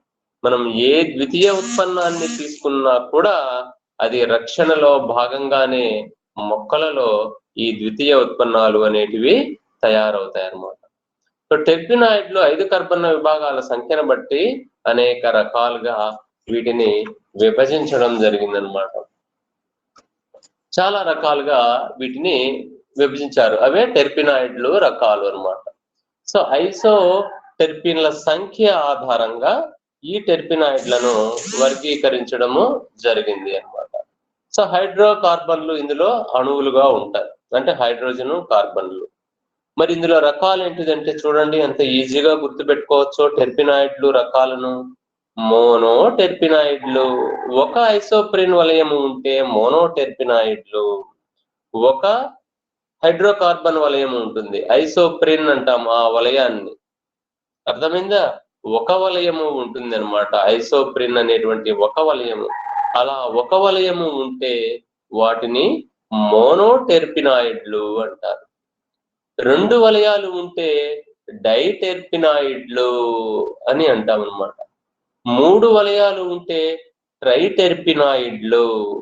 4 వలయాలు ఉంటే టెర్పినాయిడ్లు, టెట్రా టెర్పినాయిడ్లు అని అంటారనమాట. మనకు కిరణజన్య సమయక్రియ వర్ణద్రవ్యాలైనటువంటి కెరోటిన్లు ఉన్నాయి కదా, కెరోటినాయిడ్స్. కెరోటిన్, జాంతోఫిల్లు అని వర్ణద్రవ్యాలను మనం చదివాం కిరణజన్య సంయోగక్రియలో. ఆ కెరోటినాయిడ్లు అనేది టెట్రా టెర్పినాయిడ్ల వర్గానికి చెందింది. టెట్రా టెర్పినాయిడ్ల వర్గానికి మనం ఉదాహరణగా మన కిరణజన్య సంయోగక్రియ వర్ణద్రవ్యాలైనటువంటి కెరోటిన్లను మనం ఉదాహరణగా తీసుకోవచ్చు. కాబట్టి ఇలాగా మనకు సుమారుగా, అదే విధంగా సెస్క్వి టెర్పినాయిడ్లు అని ఇంకొక రకము అన్నమాట. సెస్క్వి టెర్పినాయిడ్లు 5వ రకానికి సంబంధించినటువంటి టెర్పినాయిడ్లు అన్నమాట. ఇలాగా 5 రకాలుగా ఇక్కడ మనము వర్గీకరించుకోవడం జరిగింది టెర్పినాయిడ్లు. మోనో టెర్పినాయిడ్లు అంటే ఇవి ఐసోప్రిన్ విభాగాల ద్వారా ఏర్పడినవి. ఇది పరమాణు సూత్రం C10H16. అంటే ఇందులో కార్బన్ పరమాణువులు 10 ఉంటాయి, హైడ్రోజన్లు 16 ఉంటాయి. అందుకని ఫార్ములా ఏంటిది అంటే C10H16. మరి మోనో టెర్పినాయిడ్ అంటే మొట్టమొదటివి కదా, అన్నిటికంటే చాలా సింపుల్ గా ఉండేటివి ఇవే అన్నమాట.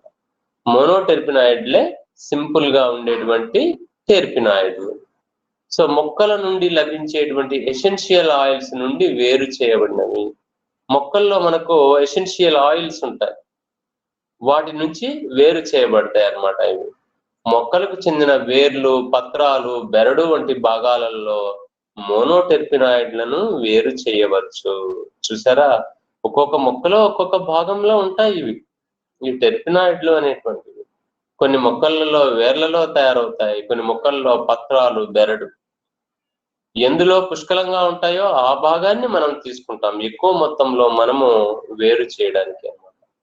తర్వాత ఇక్కడ స్పెషల్ పాయింట్ ఈ టెర్పినాయిడ్లకు ఏంటిది అంటే, ఈ టెర్పినాయిడ్లకు అంటే మోనో టెర్పినాయిడ్లకు సువాసన కలిగి ఉంటాయి, మంచి వాసనను వస్తాయి అన్నమాట వీటి నుంచి. సువాసన కలిగి ఉండడం వల్ల వీటిని ఎందులో ఉపయోగిస్తారు? మరి సువాసన ఉంటే మంచి సువాసన వేటి నుంచి వస్తుంది? సెంట్, పరిమళ ద్రవ్యాలలో, సుగంధ ద్రవ్యాలు. ఎస్, సుగంధ ద్రవ్యాలను కూడా వాడతారు. ఆ మంచి సువాసననే సెంట్లలో వాడతారు, సెంట్ ప్రిపరేషన్ లో అన్నమాట. ఈ వీటి నుంచి తీసి ఆ రసాయనాలను అందులో కలుపుతారు. అర్థమైందా? అందువల్ల సెంట్ మంచి గుమగుమలాడుతూ మంచి వాసన వస్తుంది అన్నమాట. మన మొక్కల నుంచే ఆ ఎరోమా తీసుకుంటారు. కొత్తిమీర చూడండి మంచి వాసన వస్తుంది, పుదీనా చూడండి మంచి వాసన వస్తుంది. వెలగ ఆకులు, చిన్న లేత ఆకులు తీసి బాగా ఇలా నలిపి వాసన చూడండి ఎంత మధురంగా ఉంటుందో, వెలగ ఆకుల వాసన. చాలా బాగుంటుంది, మంచి స్మెల్ అన్నమాట. వామిటింగ్స్, కడుపులో వికారము, అజీర్ణము ఇవన్నీ పోతాయి అన్నమాట. సువాసన ద్వారా కూడా కొన్ని వ్యాధులను మనం నివారిస్తాం. దానినే ఎరోమా థెరపీ అని అంటాం. ఇప్పుడు మనకు ఒక కొత్త టాపిక్ వచ్చింది, మనకు ఉంది కూడా టాపిక్ ఎరోమా థెరపీ అని. ఎరోమా అంటే మంచి సువాసన. సువాసనను పీల్చడము ద్వారా కూడా మనకు వచ్చేటువంటి జబ్బులను మనం నివారించుకోవచ్చు. ఫర్ ఎగ్జాంపుల్, సువాసన ద్వారా ముక్కు దిబ్బడ ఉందనుకోండి, ముక్కు దిబ్బడకు మనకు యూకలిప్టస్ ఆయిల్, జామాయిల్, అవునా, దాన్ని పీల్చితే ముక్కు దిబ్బడ పోతుంది. కఫం ఎక్కువగా చేరింది అనుకోండి, ఆ కఫాన్ని బయటకు తీయాలి అంటే కూడా ఇది ఉపయోగపడుతుంది. కడుపులో అజీర్ణం, వికారం, పుదీనా, కొత్తిమీర ఇవన్నీ ఏంటిది, సోంపు. హోటళ్లలో భోజనం చేసిన తర్వాత సోంపు ఇస్తారు. ఎందుకు? తినింది బాగా జీర్ణం అవ్వడానికి సోంపు పెడతారనమాట. భుక్తాయాసం కలగకుండా సోంపుని ఇస్తారు. అవన్నీ కూడా జీర్ణకారులుగా పనిచేస్తాయి. మనకు ఫార్మకాగ్నసీ అంతా ఇదే, జబ్బుల నివారణకు ఉపయోగించే ద్వితీయ ఉత్పన్నాలు. అది గుర్తుపెట్టుకోండి. కొన్ని మొక్కల పేర్లు ఎలా తయారవుతాయి, ఇవి రకాలు ఏంటివి, మొత్తము ఇదే అన్నమాట. తర్వాత ఇవి తయారయ్యేటువంటి మార్గాలు ఉన్నాయి మనకు. షిక్మేట్ పాత్వే అని, అసిటేట్ పాత్వే అని రకాలు ఉన్నాయి. ఆ అసిటేట్ పాత్వే, షిక్మేట్ పాత్వే అనేటువంటివి మనము వీలైతే బోర్డు మీద మనం చెప్పుకున్న ఆ వలయాలను మీరు వేసుకోవాలి. వలయాల రూపంలో ఉంటాయి. మనము బోర్డు ద్వారా లేదా అవసరమైతే రఫ్ పేపర్లో, నోట్స్ లో నేను వేయడము, మనకు ఎట్లా వీలైతే అలా చేసుకుందాం. కాబట్టి మనము ఓవరాల్ గా మీరు గుర్తుపెట్టుకోవాల్సింది ఏంటిది అంటే, ఈ ఫైటోకెమిస్ట్రీ, ఫార్మకాగ్నసీలో ఇది మీకు ఓవరాల్ గా ఒక అండర్స్టాండింగ్ వచ్చేసి ఉంటుంది ఈ పేపర్ పట్ల. ఓహో, మనం చదివేది ఇదా అని. మన నిజ జీవితంలో కూడా మనకు ఉపయోగపడే సబ్జెక్టు ఇది, టాపిక్. మనకు ఏదైనా వచ్చింది అనుకోండి, అజీర్ణమైంది, కడుపు నొప్పి వచ్చింది అనుకోండి, బాగా అప్పుడు జీలకర్ర, అర్థమైంది, ఆ వాముతో అన్నం తయారు చేసేసి ఉప్పేసేసి ఉత్త అన్నం తింటే చాలా బాగుంటుంది, నెయ్యి వేసినట్లుగా ఉంటుంది అన్నమాట. అర్థమైందా? చిన్నప్పుడు పిల్లలకు కూడా కడుపు నొప్పి ఇవన్నీ ఉంటే కారం అని పోసేవాళ్ళు ఉగ్గు గిన్నెతో. అప్పుడు ఉగ్గు గిన్నెలు అని ఉండేటివి చిన్నవి. మరి ఇప్పుడు వాడుతున్నారో లేదో తెలియదు మనకు. అర్థమైంది? అన్ని ఇప్పుడు ఏంది, పిల్లర్స్, డ్రాపింగ్ బాటిల్స్ వచ్చేసాయి, ఉగ్గు గిన్నెలు లేవు ఇప్పుడు. తెలుసా? మేమందరం చిన్నప్పుడు మాకు ఉగ్గు గిన్నెతో బట్టే పోసారు. ఈ కారాలు, వజ, దుంపరాష్ట్రము, ఏవేవో రకరకాలైనటువంటివి తాకిచ్చేవాళ్ళు అనమాట పాత రోజులలో. ఇప్పుడు అవన్నీ ఏం లేవు. బాటిల్ తెచ్చేయడము, నోట్లో పెట్టేసేయడం, ఏవో పిల్లర్స్ తో డ్రాప్స్ వేసేయడం అనమాట. ఇది మన ఆయుర్వేదం. బయోకెమిస్ట్రీ, ఫార్మకాగ్నసీ అంటే ఏంటిదో కాదు, ఆయుర్వేదంలో భాగమమ్మా ఇవన్నీ కూడా. మనం నేరుగా ముడి ఔషధాలను మనము ఉపయోగిస్తున్నాం మందులుగా. ముడి ఔషధాలను ఉపయోగించడం అంటే ఏంటిది, ఆయుర్వేదమే. ఇదంతా మనం ఆయుర్వేద విద్య. ఆయుర్వేదంలో మన జబ్బులను నివారించుకోవడమే కాకుండా మనిషి యొక్క సమగ్రమైనటువంటి ఆరోగ్యాన్ని ఇవ్వడం కూడా ఆయుర్వేదం యొక్క లక్ష్యం. ఆయుర్వేదాన్ని అంతా కొట్టిపడేయకూడదు, చాలా విలువైనది ఆయుర్వేదం. అసలు ఏ మనిషి అయినా సరే ఆయుర్వేద మందులు వాడితే రాబోయే జబ్బులను తగ్గించుకోగలడు. ముందుగానే కూడా మనము మందులను వాడుకోవచ్చు. రాబోయే జబ్బుల నివారణకు కూడా ముందుగానే మనం మందులను తీసుకోవచ్చు. అది ఆయుర్వేదం అన్నమాట. అంత ప్రాధాన్యత దీనికి ఉంది. కాకపోతే ఇప్పుడు మరి మోడర్నైజేషన్ అయిపోయింది. ఆయుర్వేద మందులు చేయాలి అంటే మాత్రము చాలా ఓపిక్గా ఉండాలి, చాలా ఓపిక్గా చేసుకోవాలి. కషాయాలు చేసుకోవాలి, కషాయాలు తాగాలి. కషాయాలు చేసుకోవాలి అంటే ఆ ఇంగ్రీడియంట్స్, ఆ విత్తనాలు, ఆ జీలకర్ర, అవన్నీ, నల్ల జీలకర్ర ఇవన్నీ తీసుకోవాలి. గ్లాస్ నీళ్లు వేయాలి, అర గ్లాస్ అయ్యేంత వరకు మరిగించాలి. సగం కషాయం అవుతుంది. ఆ సగం కషాయంలో కలకండనో, బెల్లమో, తేనెనో, లేదంటే ఉప్పు అయినా కూడా వేసుకొని తాగేయచ్చు. మరి ఇదంతా చేసుకోవాలి అంటే ఓపిక కావాలి కదా, ఓపికగా చేసుకోవాలి ఆయుర్వేదం. అర్థమైందా? ఇవన్నీ కూడా ఒకప్పుడు కషాయాలు బాగా తాగాను నేను కూడా. ఎందుకు నేను అలా చెప్తున్నాను అంటే మీరు కూడా ఫాలో అవుతారని. ఫాలో అయితే మంచిది. ఓపికగా మనం చేసుకోవాలి ఇవన్నీ కూడా. ఇప్పుడు కషాయాలు కూడా తాగలేని పరిస్థితి. ఇప్పుడు ఆగలేని పరిస్థితి అంటే మనిషి లైఫ్ బిజీ అయిపోయింది. పొద్దున్న లేచిన నుంచి పనే, పరుగుల జీవితం అన్నమాట. ప్రతి ఒక్కరు ఇలా అంటే మనం వెనకబడిపోతున్నాం. అర్థమైందా? ఎందుకంటే లైఫ్ అంత బిజీ అయిపోయింది ఈ రోజులలో. ప్రతి ఒక్కరిది, నాదే కాదు, మీదైనా, ఇంకొకరిదైనా, వాళ్ళదైనా. అందుకని మనిషి ఒక యంత్రం లాగా పరిగెత్తడం మొదలు పెట్టారు. అందుకే ఇన్ని రకాలైనటువంటి జబ్బులు మనల్ని ఆశిస్తున్నాయి. ఎప్పుడైతే మనకు మెదడులో టెన్షన్ వస్తుందో జబ్బు ప్రారంభమైనట్టు. మనిషి ప్రశాంత చిత్తంతో ఉండాలి ఎప్పుడు కూడా. ఏ అలజడి మన మనసులో రేగకూడదు, ఏ ఆలోచన రాకూడదు. ఆలోచనలు ఎంత తక్కువగా ఉంటే అంత ఆరోగ్యము ఉంటుంది మనకు. బాగా గుర్తుపెట్టుకోండి. ఇవన్నీ కూడా మనకు నిజ జీవితంలో ఉపయోగపడే విషయాలు కాబట్టి చెప్తున్నాను. మన టాపిక్ కూడా అటువంటిదే. మన ఆరోగ్యం పట్ల మనం శ్రద్ధ వహించాల్సిందే. మన ఆరోగ్యమే కాకుండా మన ఇంట్లో కూడా రేపు మీరంతా కాబోయే పేరెంట్స్. మీరంతా మీ పిల్లల జాగ్రత్తలు మీ చేతుల్లో ఉంటాయి. మీ పిల్లలను తీర్చిదిద్దడము అనేది మీ చేతుల్లోనే ఉంటుంది. వాళ్ళను ఆరోగ్యవంతంగా పెంచుకోవాలి. రైట్.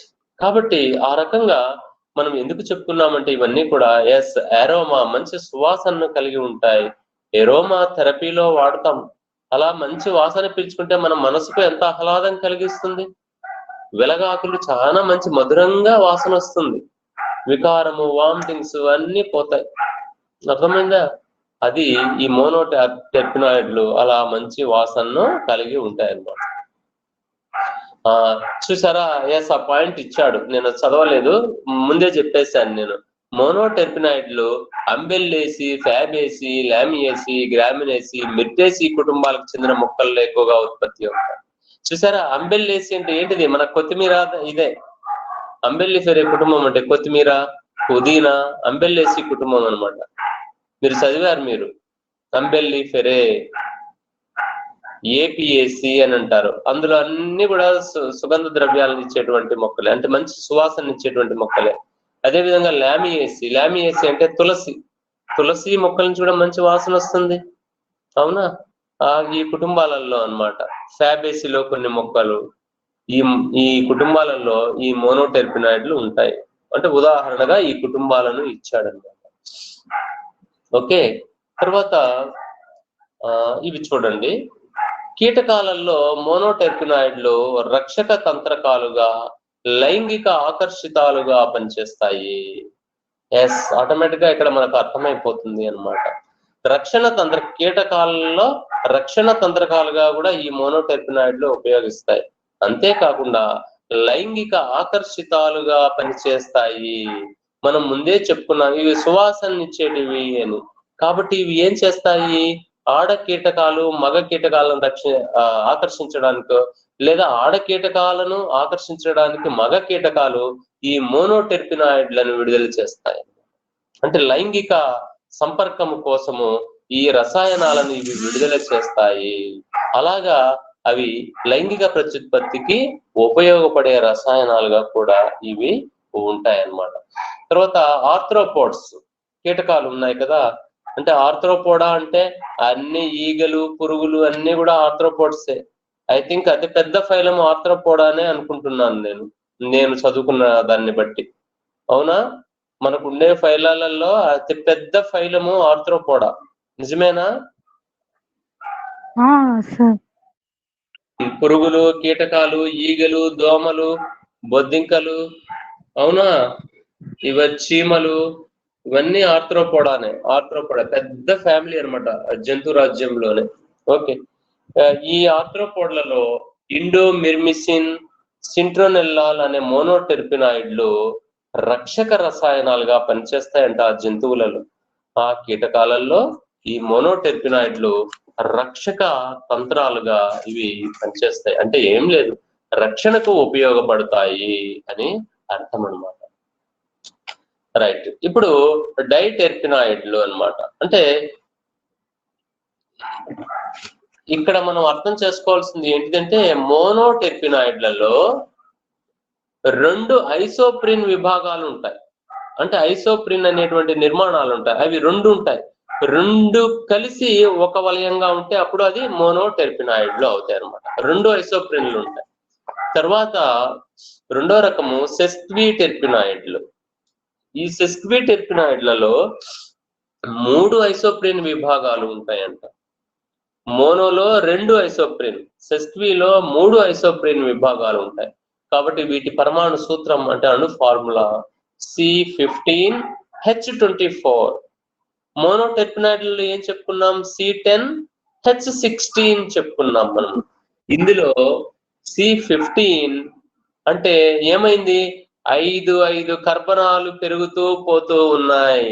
గమనించండి, 5 కర్బనాలు మోనోటెర్పినాయిడ్ లో మనకు 5 + 5 10 కర్బనాలు ఉంటాయి. C10 అంటే 5 5 + 5 10 ఉన్నాయి ఐసోప్రీన్లు అన్నమాట. 2 వలయాలు ఐసోప్రీన్లు అంటే. ఇప్పుడు ఇక్కడ ఏమైంది? సెస్క్విటెర్పినాయిడ్ లో ఇంకొక 5 కార్బన్లు పెరిగాయి కాబట్టి C15 అయింది. ఇంకొక పెరిగింది అనమాట 5 కార్బన్స్, 24H24 అన్నమాట. ఇవి వీటి ఫార్ములా అన్నమాట. ఫార్నిసిల్ పైరోపాస్పేట్ నుండి ఇవి సంశ్లేషించబడతాయి సెస్క్విటెర్పినాయిడ్లు. ఈ సెస్క్విటెర్పినాయిడ్లు కార్బన్ల నిర్మాణము మిగిలిన టెర్పిన్ల నిర్మాణంతో పోల్చినప్పుడు చాలా వైవిధ్యము ప్రదర్శిస్తాయి అన్నమాట. ఇవి ఎక్కువగా శిలీంధ్రాలు, ఫంగస్లలో మరియు మొక్కల్లో కనిపిస్తాయి. ఓకే, ఫంగస్ మరియు మొక్కల్లో ఇవి ఎక్కువగా సెస్క్విటెర్పినాయిడ్లు అనేటివి కనిపిస్తాయి అన్నమాట. తర్వాత డైటెర్పినాయిడ్లు, వీటిలో 4 ఐసోప్రిన్ విభాగాలు కలిగి ఉంటాయి. అంటే మళ్ళా ఒక 5 కార్బన్లు పెరిగినాయి, అప్పుడు C20 అవుతుంది. C20 అవుతుంది, H22 అవుతుంది. అంటే కార్బన్ల సంఖ్య పెరిగింది కాబట్టి హైడ్రోజన్ల సంఖ్య తగ్గింది అనమాట. ఈ C20 H22. ఇది జిరానిల్ పైరోపాస్పేట్ అనే రసాయనం నుండి తయారవుతాయి. జిరానిల్ పైరోపాస్పేట్ అనే రసాయనం నుండి ఈ డైటెర్పినాయిడ్లు సంశ్లేషించబడతాయి. మరి ఏ కుటుంబాలలో ఇవి ఉంటాయి అంటే పైనేసి, పోడోకార్పేసి, టాక్సాయిడేసి, లెగ్యూమినేసి, సిస్టేసి, బర్సెరేసి వంటి కుటుంబాలలో ఇవి తయారవుతాయి. ముఖ్యంగా ఈ పోడోకార్పేసి, టాక్సాయిడేసి అనేటువంటి అంటే వివృత బీజపు మొక్కలు. ఈ వివృత బీజపు మొక్కల్లో ఈ డైటెర్పినాయిడ్లు ఉంటున్నాయి. మన ఆవృత బీజపు కుటుంబాలు కూడా ఉన్నాయి, లెగ్యూమినేసి, సిస్టేసి, బర్సెరేసి అనేటువంటివి. ఈ కుటుంబాల్లో కూడా ఇవి తయారవుతున్నాయి అన్నమాట. ఇంకా ఇవే కాకుండా లామియేసి, రనన్కులేసి, యుఫోర్బియేసి వంటి కుటుంబాల్లో కూడా ఈ డైటెర్పినాయిడ్లు తయారవుతాయి. తర్వాత సముద్రపు జీవులైన షాఫ్ట్ కోరల్స్, సముద్రపు ఫెర్న్లలో కూడా ఇవి టెర్పినాయిడ్లు తయారవుతాయి. కోరల్స్ అంటే తెలుసు కదా, కాల్షియం కార్బోనేట్ జంతువులు ఉన్నాయి కదా, కోరల్ రీఫ్స్, జువాలజీలో చదువుంటారు మీరు, అవునా? వాటిల్లో కూడా ఈ టెర్పినాయిడ్లు ఉంటాయండి. సో ఇక్కడ మనకు ఉదాహరణ వీటికి జిబ్బరిల్లిన్లు, ఫైటాళ్ళు, రెటినాళ్ళు ఉదాహరణగా మనకు చెప్పుకోవడం జరిగింది. కాబట్టి మీరు ఏంటిదమ్మా, లోపల ఉండేటువంటి ఆ పాయింట్లు మీరు గుర్తుండి రాసే ప్రయత్నం చేయండి. ఒకవేళ గుర్తుండి రాయలేకపోతే కొత్త పేర్లు హెడ్డింగ్స్ రాసేసినా కూడా మీకు సులభం కదా. మోనోటెర్పినాయిడ్లు, సెస్క్విటెర్పినాయిడ్లు, డైటెర్పినాయిడ్లు, ట్రైటెర్పినాయిడ్లు, టెట్రా, పెంటా అని రాయడం సులభం కదా. అలాగా కూడా మీరు రాయొచ్చు, గుర్తుంటే ఏ ఏ కుటుంబాలలో ఉంటాయి. ఇవి చూడండి, అన్ని కూడా రక్షణ తంత్రకాలుగా ఉపయోగపడుతున్నాయి. మోనోటెర్పినాయిడ్లు ఏమో రక్షణ తంత్రకాలే కాకుండా సువాసనకు, పరిమళ ద్రవ్యాల్లో వాడతారు, ఎరోమా థెరపీలో వాడతారు. ఇలా మనం అదనంగా పాయింట్లను సమకూర్చుకోవాలి. ఒక అవగాహన, ఒక అండర్స్టాండింగ్ కలిగినప్పుడు మన మనసులో విశ్లేషణ చేసుకోవాలి. అప్పుడు మనకు పాయింట్లు ఉత్పత్తి అవుతాయి అన్నమాట. అంత బాగా మనం రాసేసుకోవచ్చు, చాలా ఈజీగా రాసుకోవచ్చు మనం. Okay right. తర్వాత ట్రైటెర్పినాయిడ్లు, ఇందులో 6 ఐసోప్రిన్ విభాగాలు ఉంటాయంట. మీరు గుర్తుపెట్టుకోండి, టెర్పినాయిడ్లు అంటే ఐసోప్రిన్ విభాగము. మోనోలో 2 ఐసోప్రిన్లు ఉంటాయి, డబుల్ అనుకోండి. డైలో 3 ఉంటాయి, ట్రైలో 4 ఉంటాయి, సెస్క్విలో 3 ఉంటాయి. సెస్క్విలో 3 ఐసోప్రిన్ విభాగాలు ఉంటాయి, డైలో 4 ఉంటాయి, ట్రైలో 6 ఉంటాయి. 6 ఐసోప్రిన్ విభాగాలు ఉంటాయి. దీని ఫార్ములా మళ్ళా 5 కార్బన్లు పెరిగాయి, C30H40 కార్బన్లు పెరిగాయి కాబట్టి ఇక్కడ మరలా హైడ్రోజన్లు కూడా పెరిగిపోయాయి అన్నమాట సంఖ్య. జిరానియోల్ అనే రసాయనం నుంచి ఇవి అధిక సంఖ్యలో ఉత్పత్తి అవుతాయి అన్నమాట. అధిక సంఖ్యలో మన మొక్కలలో కూడా ఇవి కనిపిస్తాయి. ట్రైటర్పినాయిడ్లు ప్రధానంగా కుకుర్బిటేసి, క్యారియోఫిల్లేసి, లెగ్యూమినేసి, అపోసైనేసి కుటుంబాలలో ఇవి ఉత్పత్తి అవుతాయి. కుకుర్బిటేసి అంటే కాకరకాయ, దొండకాయ, బీరకాయ, అనపకాయ, గుమ్మడికాయ, అర్థమైందా? అవి తీగ జాతి మొక్కలు. ఆ మొక్కలలో ఇవి ఎక్కువగా ఉత్పత్తి అవుతాయి. ఇంకొక ఉదాహరణ ట్రైటర్పినాయిడ్ కు అజాడిరక్టిన్. వేపలో నింబిడిన్ అనే ఆల్కలాయిడ్లే కాకుండా అజాడరెక్టిన్ అనేటువంటి ఆల్కలాయిడ్ కూడా ఉంది. అది ట్రైటర్పినాయిడ్ రకానికి చెందింది. అజాడిరక్టిన్ వేపలో ఉండేటువంటి ఆల్కలాయిడ్ ట్రైటర్పినాయిడ్ వర్గానికి చెందిందనమాట. తర్వాత స్వాలిన్, అంబరిన్, లానోస్టిరాల్ అనే ట్రైటర్పినాయిడ్లు షార్క్ సొరచేప, అంబర్గిరిన్ ఫుడ్ ఫ్యాట్ నుండి వూల్ ఫ్యాట్ అంట ఏదో అనిమల్ జంతువుగా అనేది దాని నుండి సంగ్రహించారు. ఈ ఆల్కలాయిడ్లు అంటే జంతువులలో కూడా ఉంటాయి. సొరచేప నుంచి కూడా ఇది లానోస్టిరాల్ అంట. లానోస్టిరాల్ అనేటువంటి స్వాలిన్, అంబరిన్, లానోస్టిరాల్ ఈ షార్క్ చేప నుంచి గ్రహించారు. సో ఇవి ట్రైటర్పినాయిడ్లు. తర్వాత టెట్రాటెర్పినాయిడ్, ఇవి 8 ఐసోప్రీన్ విభాగాలు కలిగినటువంటివి అన్నమాట. వీటి అణు ఫార్ములా C40H64. వాటి పేర్లు రాసి అణు ఫార్ములా కూడా రాసేయచ్చు చాలా సులభంగా. మీరు గుర్తుపెట్టుకొని ఒకసారి నేర్చుకుంటే వచ్చేస్తాయి, గుర్తుండిపోతాయి అన్నమాట. కెరోటినాయిడ్ల మొక్కలు మరియు జంతువులలో కనిపిస్తాయి. ఇది టెట్రాటెర్పినాయిడ్లు. మొక్కల్లో కిరణజన్య సమయక్రియ జరుపు అదనపు వర్ణ ద్రవ్యాలుగా పనిచేస్తాయి. కెరోటినాయిడ్లు అనేటివి ఏంటివి? అదనపు వర్ణ ద్రవ్యాలే.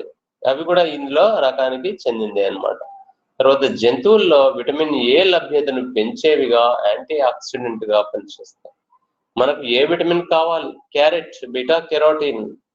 ఏ విటమిన్ మనకు మంచి చూపునిస్తుంది. ఏ విటమిన్ లోపం వల్ల బ్లైండ్నెస్, అంధత్వం వస్తుంది అన్నమాట. కాబట్టి ఇక్కడ అటువంటిది ఏ విటమిన్ లభ్యతను పెంచేవిగా ఈ టెట్రాటెర్పినాయిడ్లు అనేటివి ఉపయోగపడతాయి. ఇవి ఏ కుటుంబాలలో ఉంటాయంటే బిక్సేసి, ఇరిడియేసి వంటి కుటుంబాలలో ఇవి ఎక్కువగా ఉత్పత్తి అవుతాయి. కాబట్టి ఇది టెర్పినాయిడ్లు అన్నమాట. మనము ఇక్కడ టెర్పినాయిడ్లకు సంబంధించి ఇంకొక రకమైనటువంటి ద్వితీయ ఉత్పన్నాల గురించి మనం చెప్పుకున్నాము.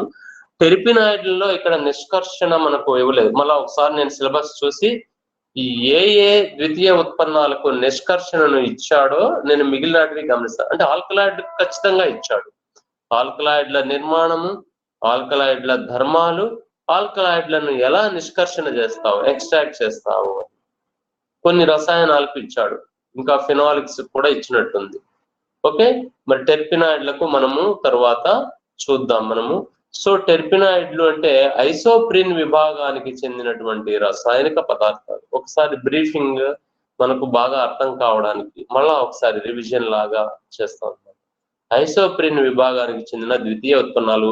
ఆల్కలాయిడ్ లాగానే ఇది కూడా అతి పెద్ద తరగతికి చెందినటువంటి ద్వితీయ ఉత్పన్నాలు.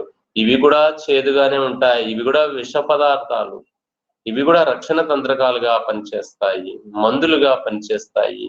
ఇందులో రకాలు వెంటనే టెర్పినాయిడ్లు అంటే రకాలు. మోనోటెర్పినాయిడ్లు, సెస్క్విటెర్పినాయిడ్లు, డైటెర్పినాయిడ్లు, ట్రైటెర్పినాయిడ్లు, టెట్రాటెర్పినాయిడ్. టెట్రా వరకు రాయండి చాలు మీకు.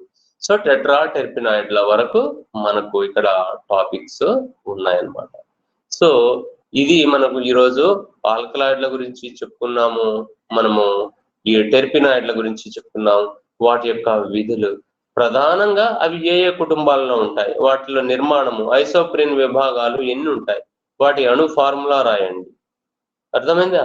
అలాగా ఒక పాయింట్ పైన మనం దృష్టి పెట్టుకొని అర్థం చేసుకొని రాసేటువంటి మార్గంలో మనం వెళ్తే చాలా సులభంగా మనము రాసుకోవచ్చు అన్నమాట. సో ఇది ఈ రోజుటికి సంబంధించినటువంటి క్లాసు. ఈ రోజుటికి చాలు, మనము ముగిద్దాము. నేను మెటీరియల్ మీకు షేర్ చేస్తాను, అది మీరు రాసుకోండి. ఒకసారి చదవండి. పాఠం అయింది కదా, పాఠం అయింది కాబట్టి ఒకసారి మనము చదివితే మీకు ఇంకా బాగా అర్థమవుతుంది అనమాట. సో ఇంతటితో నేను ఈ క్లాస్ ముగిస్తున్నాను. ఎవరు లీవ్ అవ్వకండి. జనరల్ డిస్కషన్ కుందాం మనము. రికార్డింగ్ స్టాప్ చేస్తున్నాను, అలాగే ఉండండి.